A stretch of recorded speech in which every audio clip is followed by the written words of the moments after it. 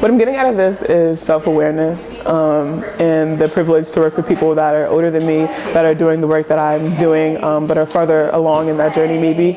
And kind of just noting what are things that are wrong and how do we fix them, starting with ourselves. I think that's the most important thing. I've done TO work before, but it's always kind of been very basic, like forum, debrief, and then that's the end of it. So this is kind of the what's next, but also what's going on within yourself, and how can we adjust that as we go forward. I think I came here to be able to see other strategies for other forum theater practitioners or jokers, so I came up with some other tools.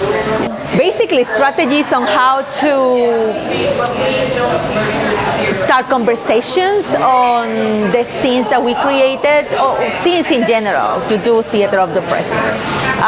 Techniques on strategies on how to bring up issues that were not discussed before. I've appreciated the space that's been created for the body to express internalized depression, and for me, what whiteness looks like in micro behaviors, in micro language choices, in tone of voice. And as I play a white character in the piece that we're working on together, starting to be able to add those things to my character in a way that I don't think would have been available to me if I wasn't accessing my body. And so as I continue to enter more and more and understand my character more and more, I can begin to notice the ways in which whiteness takes form in our world, which by being aware of that, I can start to make choices to intentionally change.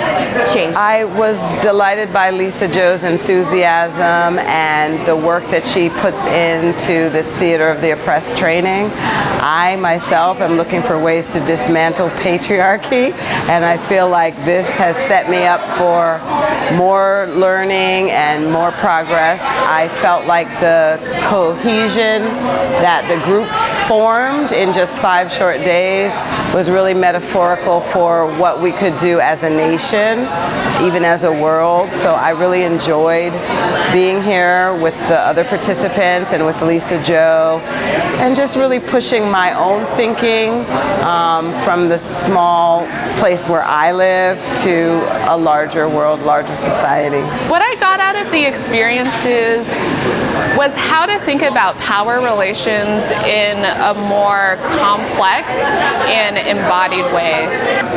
I definitely see myself utilizing TO techniques to navigate different situations that I encounter when it comes to advocacy.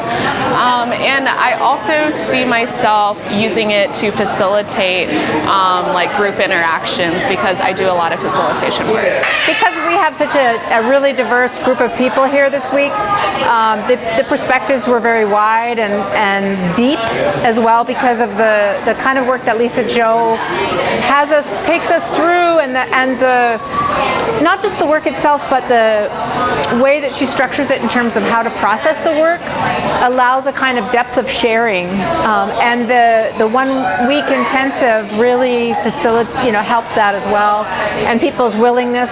So it was really good to hear deep things about people's experiences and what matters to them and things like that.